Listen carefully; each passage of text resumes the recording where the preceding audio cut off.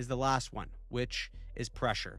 This may be the most obvious difference between playing in a Canadian hockey market and playing in many American markets. Taylor Hall has experienced both sides of it. He began his career as a first overall pick in Edmonton, and before winning a Stanley Cup in Carolina this past season, they asked him about the difference between playing in a market like Raleigh and playing for a Canadian team. It's definitely easier in a place like Raleigh. It's a lot different once you cross the border in the U.S. The fans are still the same during the game. There's sellouts and they go crazy for the hockey, but I think away from the game, on social media, in the media, is just a little bit different in Canada. And I think if you look at like a team like the Green Bay Packers in the NFL, that's what it's like to play, for a Canadian team. That is telling from a former first overall pick.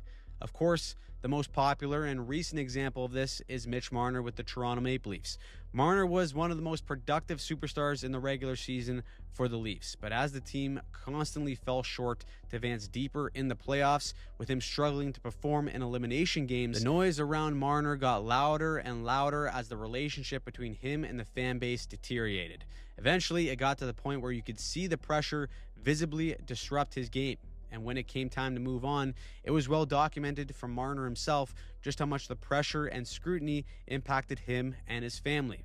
Once he moved to Vegas, he didn't have his best regular season, but he did have the best playoff performance of his career. A Conn Smythe level run that saw him thrive in elimination games and lead the playoffs in scoring en route to a Stanley Cup final. That certainly didn't help the narrative whatsoever. Of course, the media pressure isn't solely focused on just the play of players either. After Team USA won gold, the celebrations left a poor taste in the mouth of Canadian markets.